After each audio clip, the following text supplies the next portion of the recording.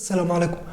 muuqaalkan maanta waxaan kaga hadlaynaa suuqa Black Friday la dhaha. Marka intaan lacagtaada qaadan oo aan suuqan ku ordin muuqaalkan dhameyso fikirkad ka qabto suuqan isbedeli doono.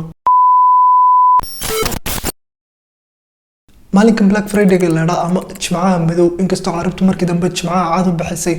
waa maalin dhaca November dhamaadkeeda sanad walba oo alaabta qiimaheedu hoos u dhacaan macnaha alaab walba qiimo dhimis lagu sameeyo adduunka oo dhan. Black Friday guna qarnigii 19aad ee dalka Mareykanka ka bilowday Mareykanka dhaqaale xumo ku dhacay laakiin wixii ka dambeeyay sanadii 2014 ay adduunka ka soo anbaxa waliba gaar ahaan wadamada Islaamka. 10 sano u dambeysana maalinkan wuxuu ahaa maalin ku xisaabtamaan kii wax iibinaya iyo kii wax iibsanaya say maalinkan qiimaha jaban wax walba iibsadaan laakiin sidee dukaamadu u farsameeyaan sicirka badeecadooda say maalinkan faa'iido double ah waalan ama faa'iido badan u sii helaan. waxaa jira run ahaantii habab aad u fara badan oo dadka lagu soo jiitay oo lagu leeyahay qiimo dhimis aad u ballaaran ba jirta ama qiimo dhimis ba jirta laakiin waxa ka dambeeya qiimo dhimistaas ay tahay faa'iido aad u ballaaran. haddaba isla soo qaadana hababkaas kuwada u caansan ee dukaamada badankooda ku dhaqmaan. habka koobaad haddii isla eegno waxaad arki kartaa alaab ay ku dul qoran tahay $100 laakiin ay dhinaca kaga qoran tahay $30 off oo lagu leeyahay $30 ay laga deynaya $70 aad ku iibsanaysaa oo isnaqaana markii waad farxaas waxaas leedahay wax badan ay soo ridanaysaa laakiin xaqad waxa tahay alaabtani $100 ma ahayn $80 kaliya ay ahayd maalinka Black Friday koor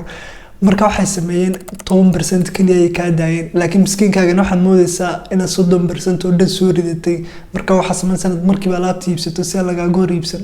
habka labaad ayaa ah ganacsato badan waxay sameeyaan dukaamadu maalinka Black Friday inta la gaarin 2 usbuuc meelahaas koor ay qiimaha alaabtooda kor u yar qaadanyadu la dareemaynin kadib maalinka Black Friday marka la gaaro ay qiimahoodii saxda ah alaabta hoos ugu soo celiyaan markaas ay yiraahdaan discount. tusaale ahaan jeans $100 ah ayaa maalinka Jimcaha inta la gaarin 2 usbuuc ka hor $150 baa laga dhigayaa kadib maalinka Jimcaha marka gaadho Black Friday ga lagu oranayo 50% qiimo dhimis ay jira oo jeanska $100 ka iibso markiisa hore $100 ay waa jeanskani laakiin Jimcihii intaan gaarin ba $150 laga dhigay kadib $50 laga dahay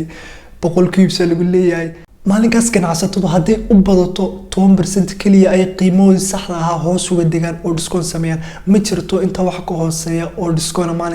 maalinkaas walibana waa maalin faa'iido ama maalin khasaaro. tacticadan waxa faafisay Wall Street Journal oo ciwaan uga dhigtay siraac xun ee ku duugan maalinka Black Friday ga.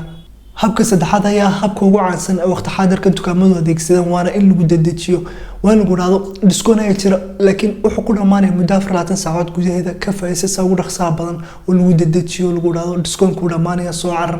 haddii kale mid la mid ah ma helisid oo ka dhamaanaya markaas adigoon alaabta tayadeeda eegin ama ma u baahanta mise uma baahnid alaabta marka hore aad ordaysaaba inta lacagtaada la cararto oo sileedahay aan ka hor dhamaan discount kani aad alaabta soo iibsanaysa waxa kaliya ka baqaysan waxa tahay in discount kan ka hor dhamaado kadib aad qof khasaare noqoto. ana xasuusta sanad meelahaas koor mar anon bun cabbi jirin bunkana jecleen ay Starbucks sameysay discount 1 November inta yiraahdo oo maalinkii bunka ay discount sameeyeen bunka ma jecleen mana cabbi jirin inta markii ma cararay ay tagay Starbucks kadib aan kafee qaraar soo cabbo mana garanay ruuxantii waxa soo faa'iido kaliya lacagtu un ba carartay.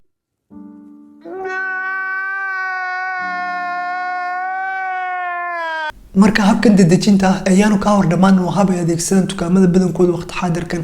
subscribe ka channelkeena xataa laba cisho gudaheeda haddana subscribe saaran uu ka hor dhamaanaya subscribe saaran ka hor dhamaanin. habka afraad ayaa wuxuu yahay alaab loo sameeyay kaliya si maalinka loo iibiyo waana alaab qiimahan aad u hooseyso discount weyn ku jiro laakiin sidoo kale tayadeeduna liidato. saaxiibkan ordayna markuu arko discount kan aad ku weyn ama qiimo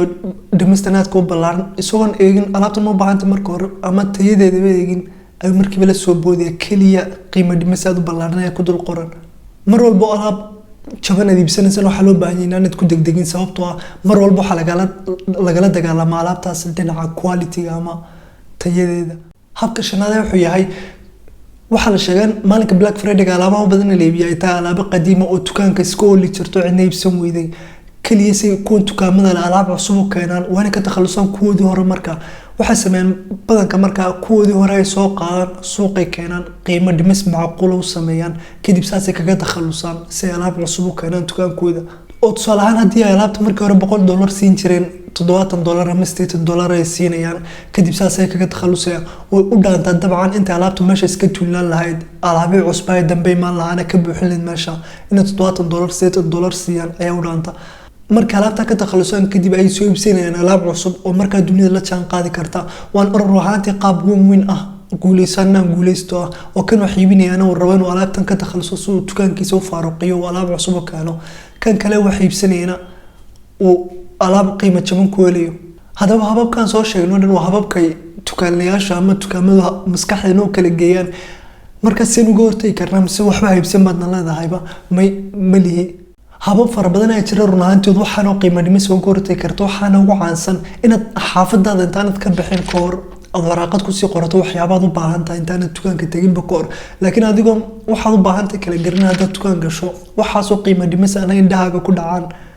طبعا وصودا قرنا صودا قانسا مال مكدبن بس ويدين دونتا لعقتي رورتا حاجه مرت muhiimadu waxa tahay naftaada control kartood kala garin kartid maxaad u baahan tahay maxaan u baahnayn alaabaha discount kala sameeyo dhan